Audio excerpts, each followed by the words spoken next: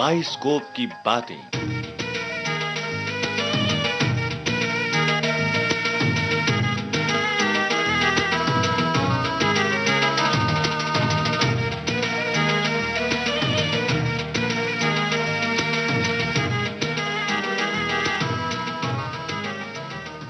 Bioscope की बातें यानी किसी एक फिल्म की शुरुआत से लेकर रिलीज होने तक की खट्टी मीठी और तलखो तुर्श बातें। हमारी आज की फिल्म है साधना और सुनील दत्त की म्यूजिकल सस्पेंस फिल्म मेरा साया। इस फिल्म के बारे में खोजबीन करके प्रोग्राम की तहरीर को तैयार किया है कलीम राही ने, और फिल्म मेरा साया की बातों को आपके सामने पेश कर रहा हूं मैं, यानी लोकेंद्र शर्मा। तो आइए आगे बढ़ते हैं, यानी चलते हैं मेरा साया के साथ। तू जहां जहां चलेगा मेरा साया साथ होगा। तू जहां जहां चलेगा मेरा साया साथ होगा। मेरा साया मेरा साया मेरा साया मेरा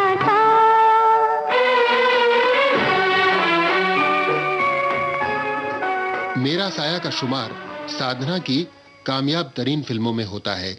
साधना उस जमाने में शोहरत और कामयाबी की बुलंदियों पर थी।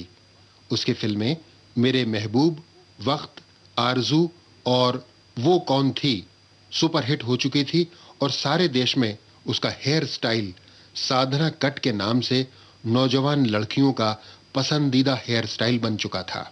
वो नौजवानों की हर दिल अजीज हीरोइन बन चुकी थी, और उसकी ड्रेस तो ड्रेस, उसके झुमके भी उसके चाहने वालों के मन पसंद बन चुके थे। झुमका गिरा रे बरेली के बाजार में। झुमका गिरा रे बरेली के बाजार में। झुमका गिरा झुमका गिरा झुमका गिरा हाय हाय हाय। झुमका गिरा रे बरेली के बाजार में। झुमका गिरा रे।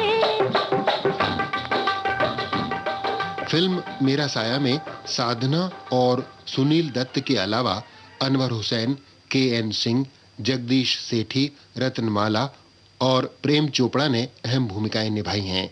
फिल्म मेरा साया प्रोड्यूसर प्रेम जी की पहली फिल्म थी, जिसकी कामयाबी ने उनके प्रोडक्शन सुचित्रा को एस्टेब्लिश कर दिया, और उन्होंने हिंदुस्तानी फिल्म जगत को मस्ताना, दुश्मन, दोस्त, चिराग, ईमान धर्म, मेरा जवाब और औरत जैसी यादगार फिल्में दी।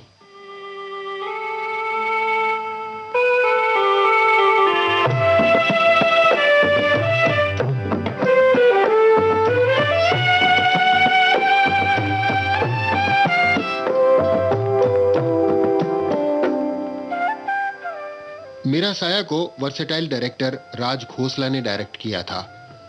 डायलॉग लिखे थे अख्तर उल ईमान ने, पटकथा जी.आर. कामत ने, और फोटोग्राफी वी बाबा साहेब की थी। जबकि राजा मेहदी अली खां के दिलकश और रसीले गीतों की चुलबुली और मनमोहक धुनें बनाने वाले संगीतकार थे मदन मोहन।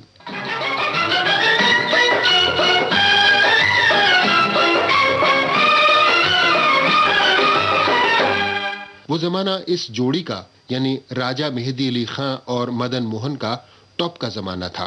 दोनों बरसों बाद लाइमलाइट में आए थे। डायरेक्टर राज खोसला ने जब उन्हें एक रोमांटिक सिचुएशन समझाते हुए नैनों पर एक चुलबुला और रोमानी गीत बनाने को कहा, तो राजा मेहदी अली खां के कलम और मदन मोहन के हारमोनियम ने अपना कमाल कुछ यूं दिखाया। नैनो वाले ने हाय मेरा दिल लूटा। नैनो वाले भोले भाले हिकमत वाले ने हाय मेरा दिल लूटा। नैनो वाले ने ओ भोले भाले ने दिल मेरा लूटा। दिल मेरा लूटा। दिल मेरा हाय हाय हाय हाय। नैनो वाले ने हाय मेरा दिल लूटा।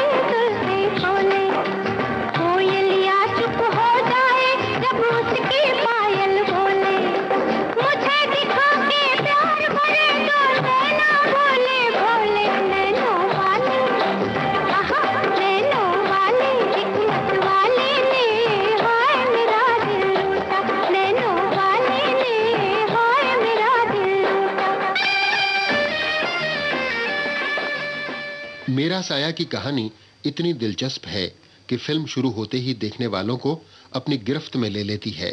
शहर के मशहूर वकील हैं ठाकुर राकेश सिंह, जो अपनी बीवी गीता से बेहद मोहब्बत करते हैं।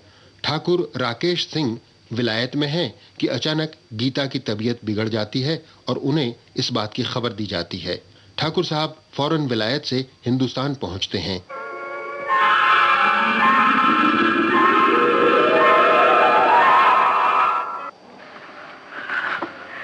गीता, मैं आ गया हूं। गीता, मैं आ गया हूं।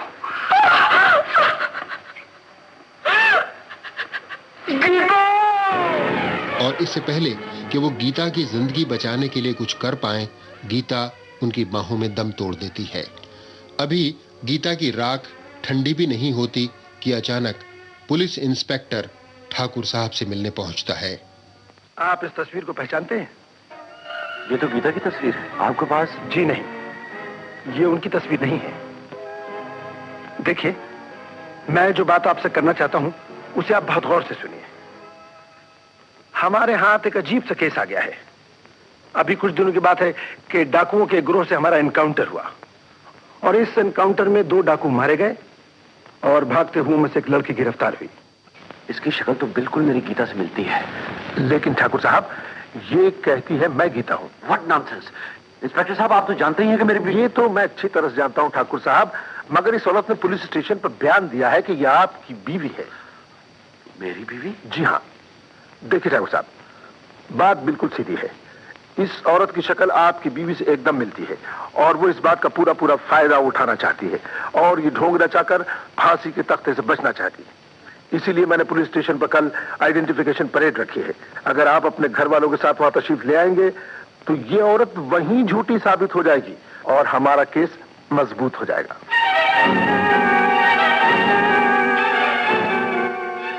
और इस तरह शुरू होती है फिल्म मेरा साया की सस्पेंस और म्यूजिक से भरी हुई दिलचस्प कहानी। शुक्र है आप आ गए। मुझे यहाँ से ले जाइए। इनसे कहीं आप मुझे पहचानते हैं। मैं आपकी पत्नी हूँ। ये सोचते मैं झूठ बोल रही हूँ। मैं आपकी पत्नी नहीं हूँ।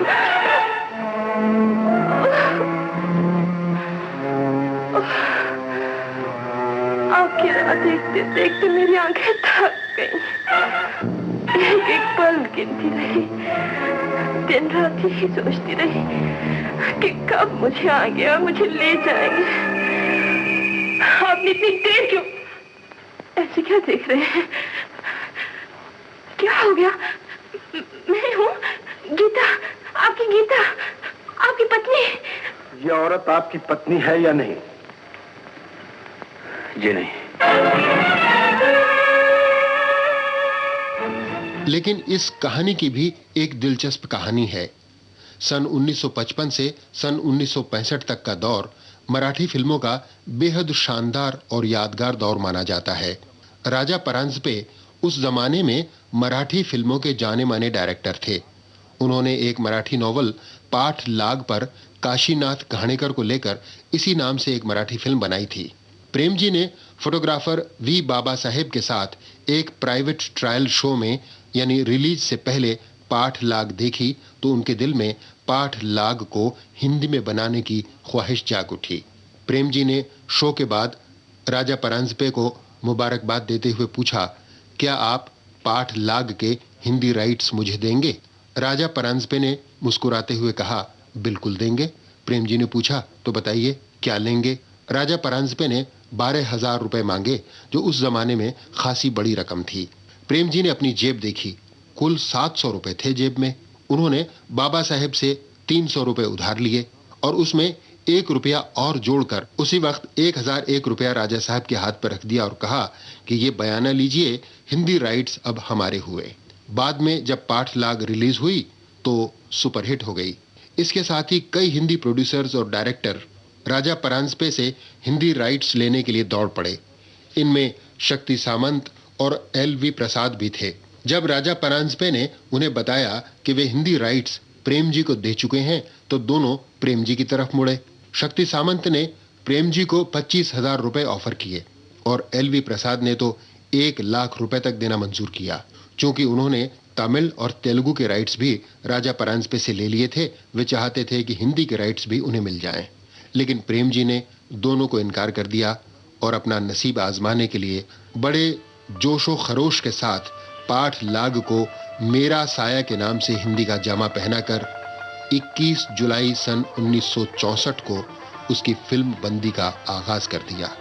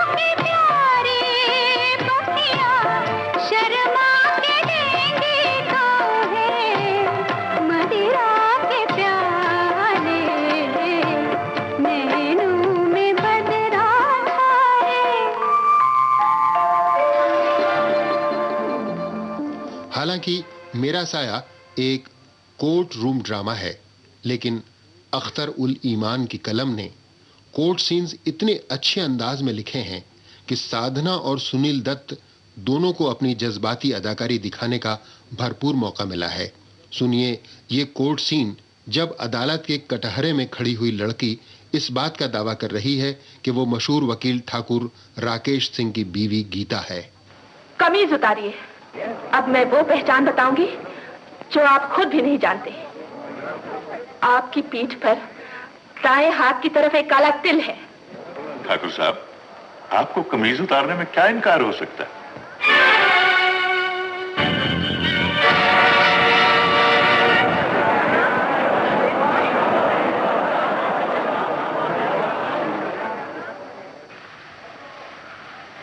मौसी, जब मैं विलायत में था तो आपने घर में कोई नया नौकर तो नहीं रखा था? कोई तो नहीं बेटा। मौसी, उसको कैसे पता चला कि मेरे यहां तिल है?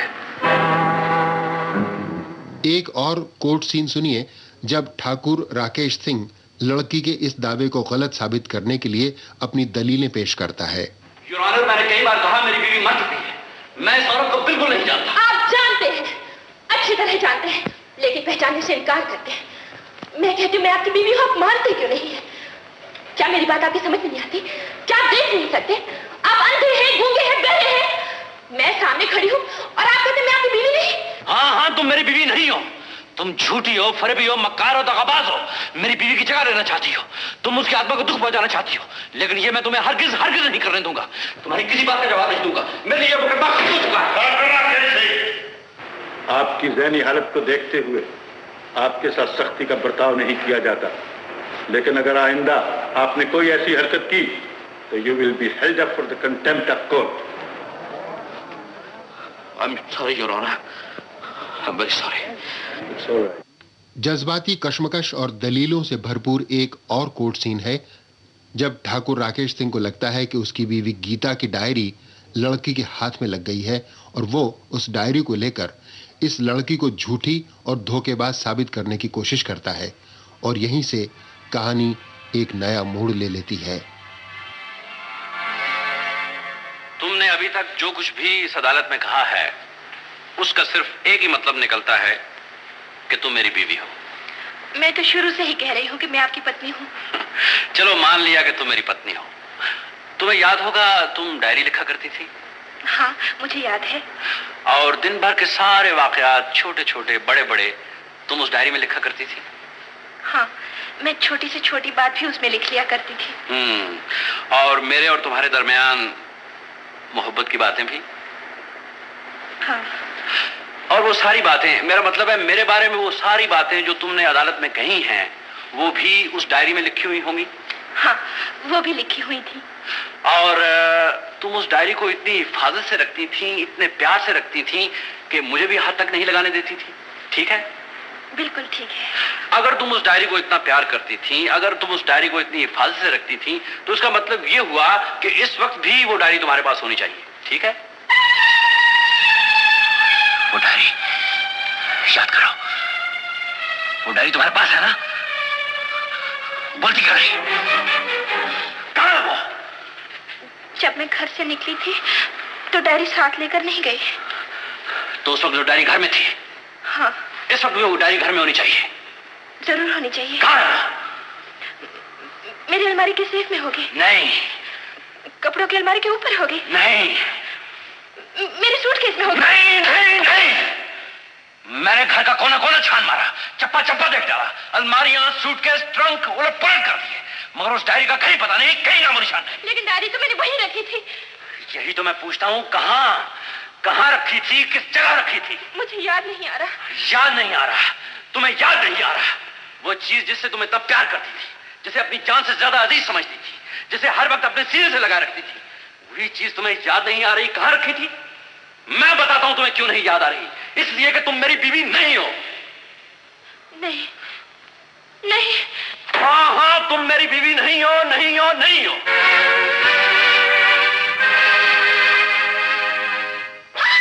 मैं कातिल हूं, मैं खूनी हूं, मैं डाकू हूं, डाकू हूं, डाकू हूं।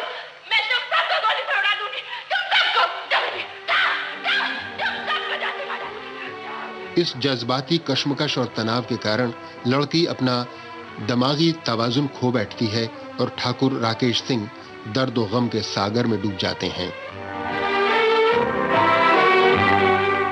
आपके पहलू में आकर रो दिए, आपके पहलू में आकर रो दिए, दास्ताने गम सुनाकर रो दिए, आपके पहलू में आकर रो दिए।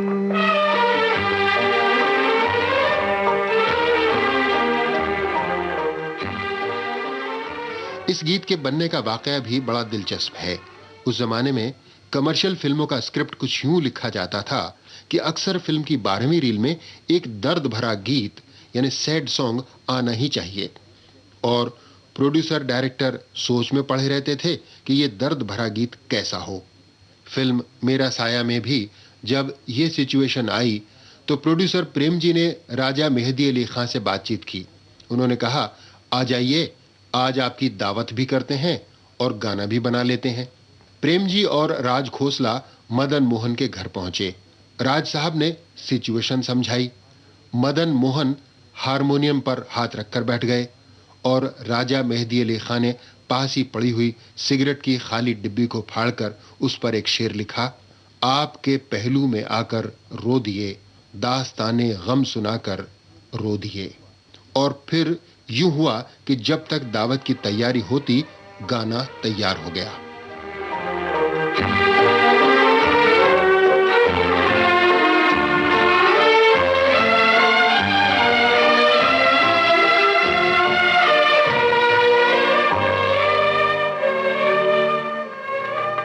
जिंदगी ने कर दिया जब भी उदास आ गए, घबरा के हम मंजिल के पास सर झुकाया, सर झुका कर रो दी, आपके पहलू में आकर रो दी।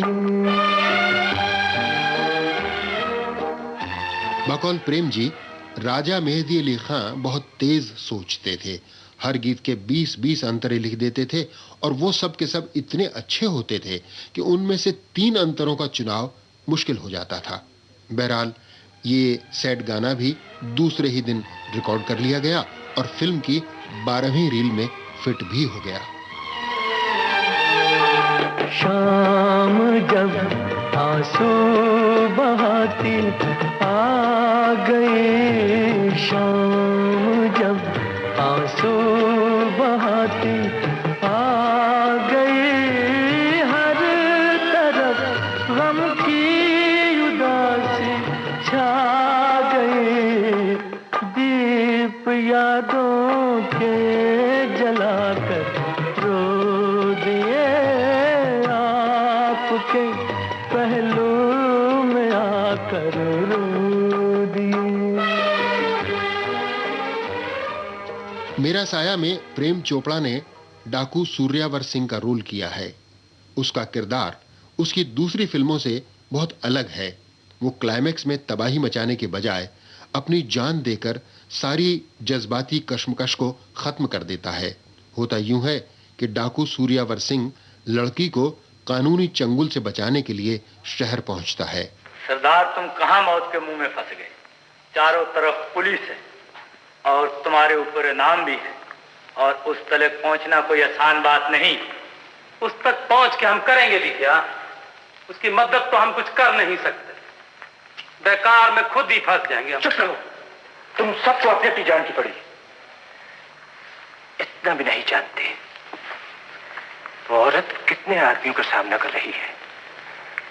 एक तरफ सरकारी वकील तरह तरह के सवाल करते हैं, सब उसके खिलाफ है, कोई भी हमदर्द नहीं बेचारी का।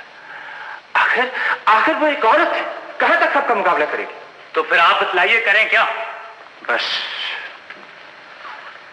उस तक ये खबर पहुंचा दें, हम उसके करीब हैं। डाकू का साथी मेंटल हॉस्पिटल में जेरे इलाज लड़की के पास पहुंचता है और लड़की उसे देखकर चीख पड़ती है।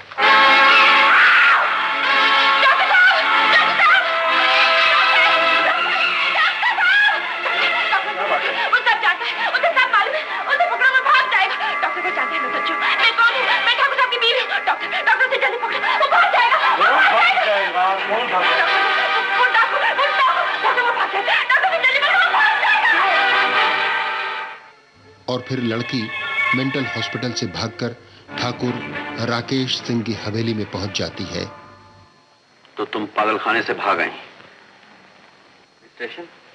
पुलिस को ना बुलाइए, सिर्फ 1 मिनट दीजिए। आपको अपनी गीता की कसम। क्या है? काश मैंने वो झूठ न बोला होता, वो एक झूठ जिसने मेरी जिंदगी बर्बाद कर दी। कौन सा झूठ? जिसे लेकर मैं आपकी जिंदगी में दाखिल हुई। आज तक इसलिए नहीं बताया। क्यों नहीं बताया? इसलिए नहीं बताया क्योंकि मुझे आपसे मोहब्बत हो गई थी।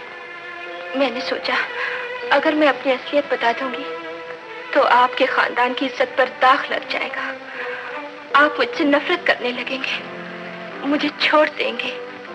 वो कौन सी असलियत है जिसके बताने से मेरे खानदान की इज्जत को दाग लग जाता?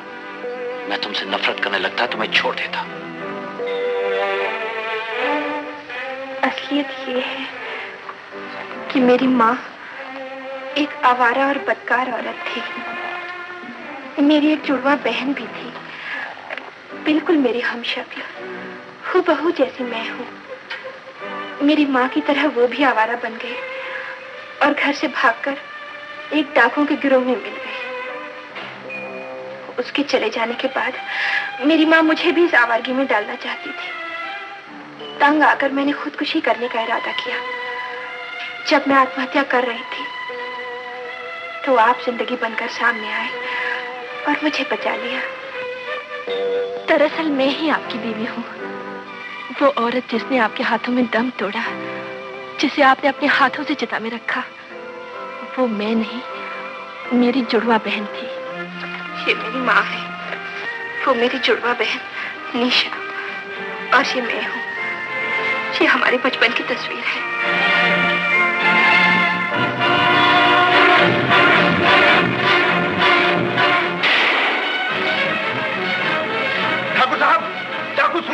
कंपाउंड में है, ऊपर ही रहिएगा, नीचे मत आइएगा।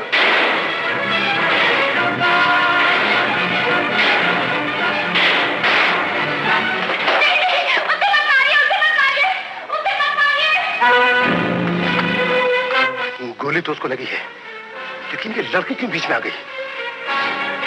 गोली मत चलाओ,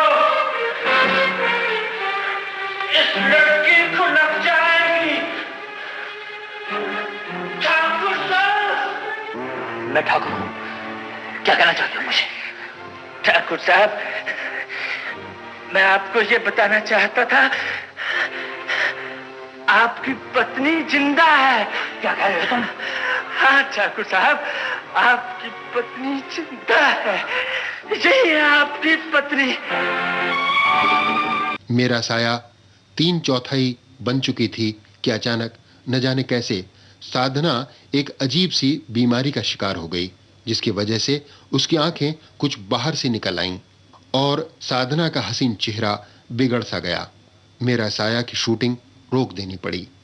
इसे खुशनसीबी ही कहा जाएगा कि लंदन में इस बीमारी का इलाज निकल आया और प्रेम जी ने लंदन से फौरन वो दवाइयां मंगवाईं और साधना का इलाज शुरू हो गया।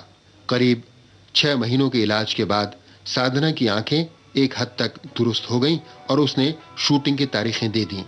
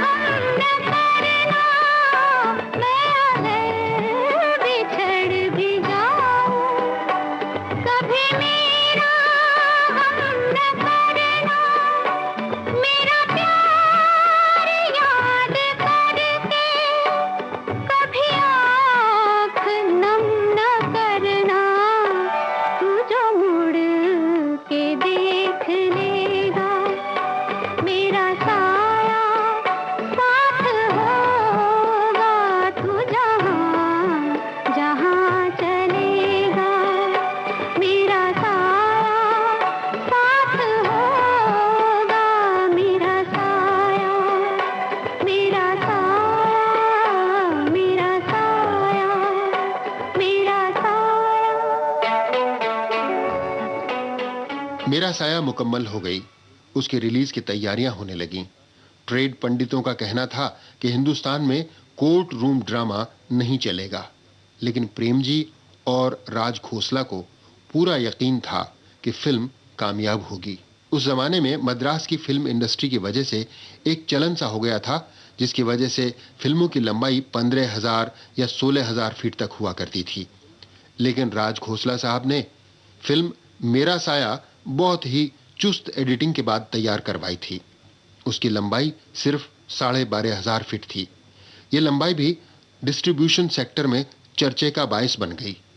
बहरहाल फिल्म 2 मई 1966 को रिलीज कर दी गई।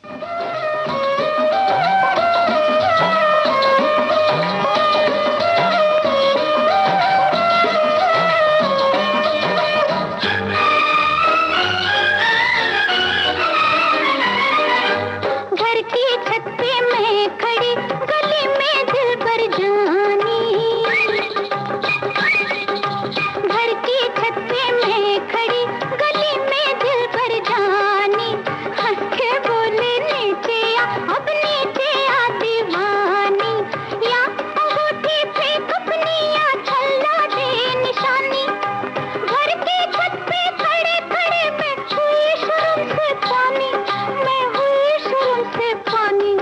फिर क्या हुआ? गया फिर झुमका गिरा रे, हम दोनों के प्यार में झुमका गिरा रे, हम दोनों के प्यार में झुमका गिरा रे, बरेली के बाजार में झुमका। दिल्ली में फिल्में फ्राइडे को रिलीज होती हैं, जबकि यूपी में थर्सडे को होती हैं। फिल्म के दिल्ली प्रीमियर के मौके पर जब प्रेम जी और राज खोसला दिल्ली पहुंचे तो डिस्ट्रीब्यूटर रमेश साहनी ने बताया कि यहाँ लोग मुझसे ये कह रहे हैं कि मैं बंबई से फिल्म नहीं, फिल्म का ट्रेलर उठाकर लाया हूँ। प्रेम जी मुस्कुराकर चुप हो गए तो कोर्ट रूम ड्रामे की बात निकल आई और घबराए हुए रमेश साहनी ने कहा कि न जाने क्या होने वाला है अब मेरा।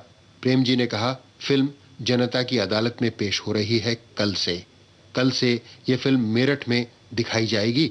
चलो चुपके से दिखाते हैं, 12 बजे का पहला शो, सब पता चल जाएगा। रमेश साहनी तैयार हो गए। रमेश साहनी जो फिल्म के डिस्ट्रीब्यूटर थे और प्रेम जी जो फिल्म के प्रोड्यूसर थे, दोनों मेरठ पहुंचे और जनता के साथ बैठकर फिल्म देखी। लोगों ने न सिर्फ ये कि कोर्ट रूम ड्रामे को पसंद किया, बल्कि गानों पर सिक्के भी लुटाए। रमेश साहनी और प्रेम जी दोनों खुश खुश दिल्ली लौट आए। दूसरे दिन दिल्ली और देश के बाकी शहरों में भी फिल्म लगी और उसे जबरदस्त कामयाबी मिली।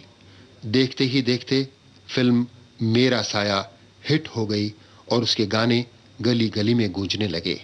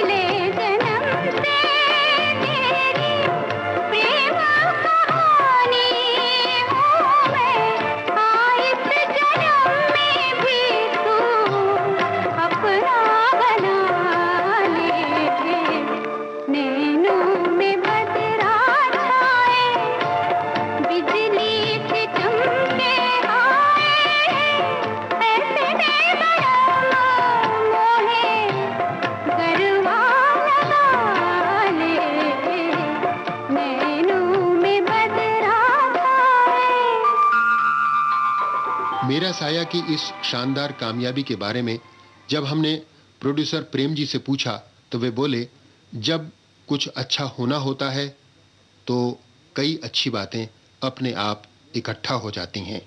मेरा साया की कहानी अच्छी थी, इसलिए राज खोसला की डायरेक्शन ने उसे जमा दिया।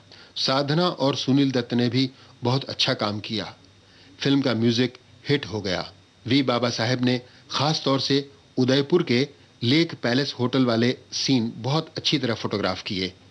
इस पैलेस को पहली बार मेरा साया में पेश किया गया था। बाकी सब वक्त वक्त की बात है। एक राजस्थानी कहावत है, राग रसोई पागड़ी कभू कभू बन जाए।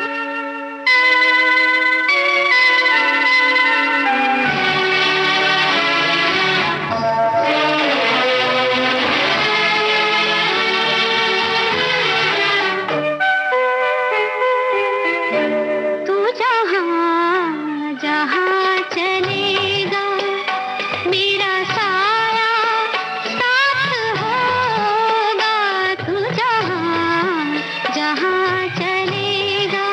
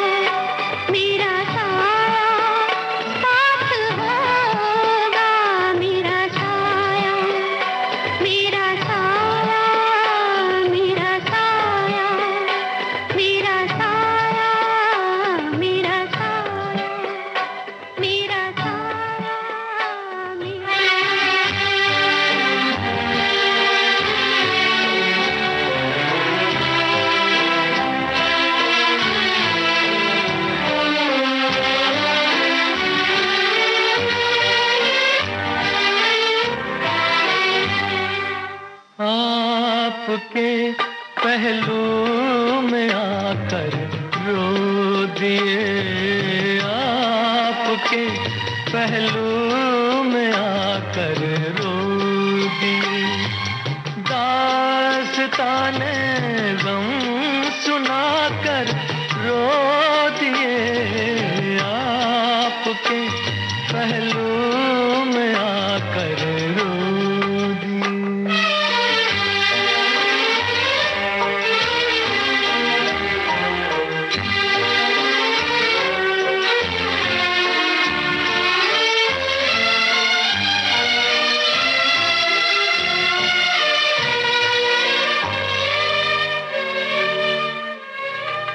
जिंदगी ने कर दिया जब भी उदास आ गए, घबरा के हम मंजिल के पास सर झुकाया, सर झुका कर रो दिए, आपके पहलू में आकर रो दिए।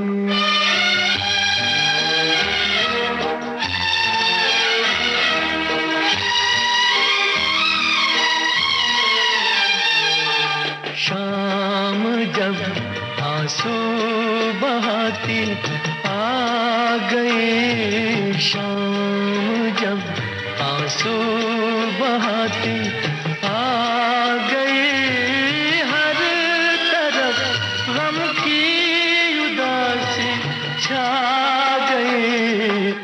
दीप यादों के जलाकर रो दिए, आपके पहलू में आकर रो दिए।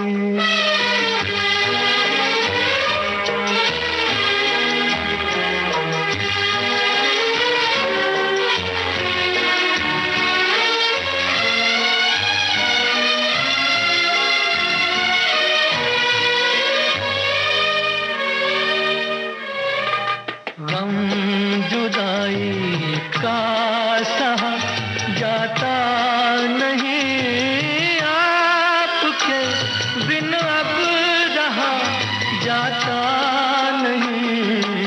प्यार में क्या क्या गवा कर रो दिए, दास्ताने गम सुना कर रो दिए, आपके पहलू में आकर रो दिए।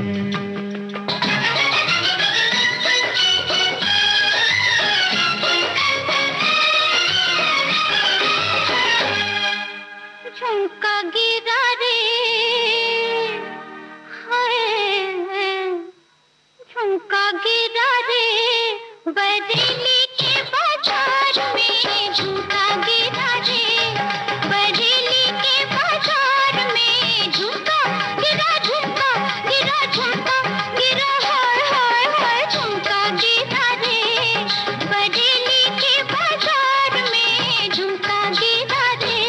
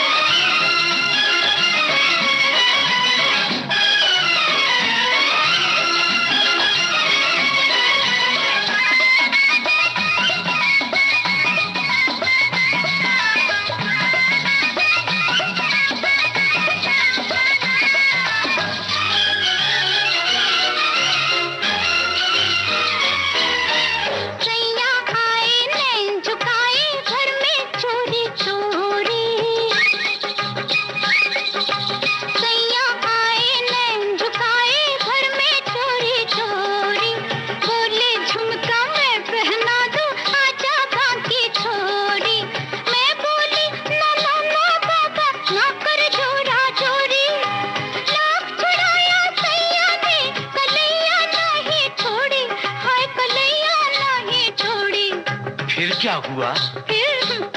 फिर झुमका गिरा रे, हम दोनों की तकरार में झुमका गिरा रे, हम दोनों की तकरार में झुमका गिरा रे, बरेली के बाजार में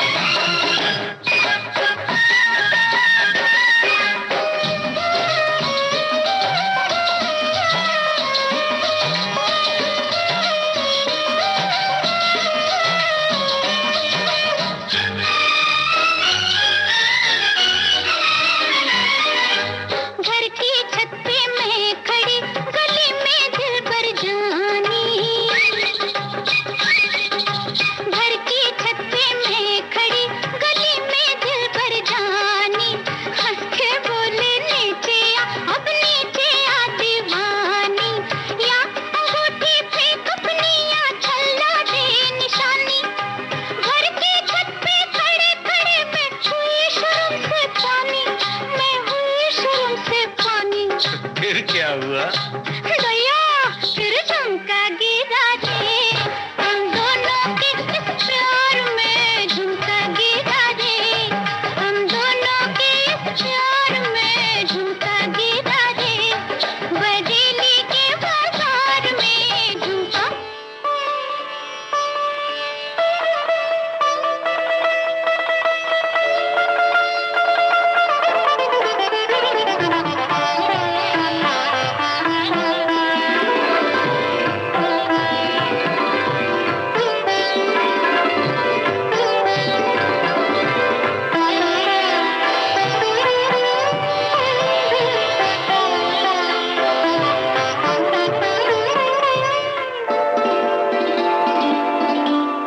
नैनों में बदरा छाए, बिजली से चमके हाय, ऐसे में बड़ा मोहे गरबा लगा ले, नैनों में बदरा छाए।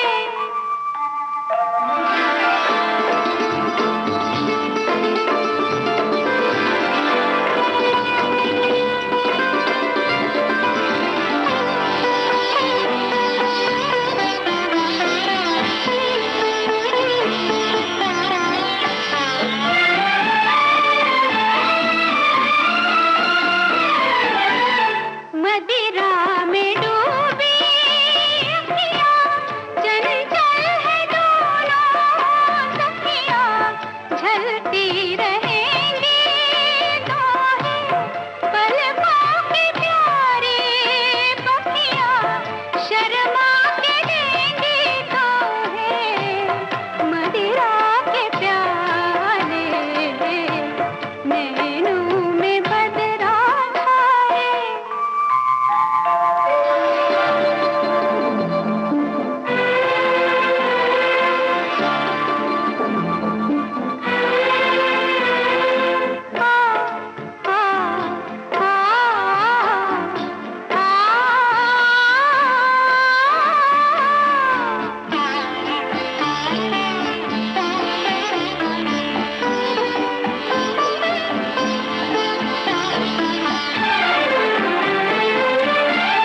प्रेम दीवानी हूँ मैं, सपनों की रानी हूँ मैं, प्रेम दीवानी,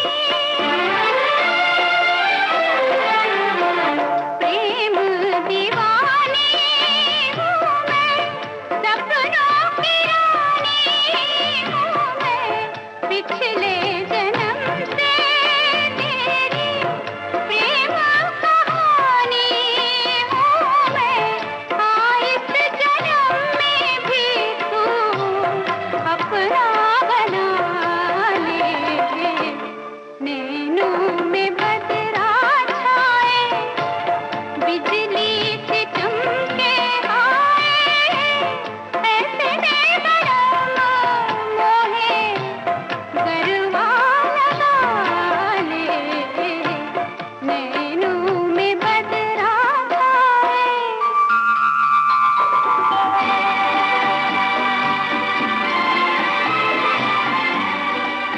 तो दोस्तों, ये थी फिल्म मेरा साया की बातें, जिन्हें हमने बाइस्कोप की बातों के तहत पेश किया। इन बातों में जो जानकारियां भरी थीं, उनको खोजबीन करके तहरीर की शक्ल में तैयार किया था कलीम राही ने, और ये तो आप जानते ही हैं कि ये बातें आपको सुना रहा था मैं, यानी आपका दोस्त लोकेंद्र शर्मा। अब विदा लेने से पहले शुक्रिया अदा करें कलीम राही साहब का, जिन्होंने फिल्म मेरा साया की बातें बाइस्कोप से निकाली आपके लिए। धन्यवाद चित्रलेखा जैन का, जिन्होंने कार्यक्रम के प्रोड्यूसर लोकेंद्र शर्मा की मदद की इस प्रोग्राम को बनाने में। और मुझे यानी रेनू बंसल को धन्यवाद मत दीजिए, इजाजत दीजिए, क्योंकि आज की तारीख में मुकम्मल हुई बाइस्कोप की बातें।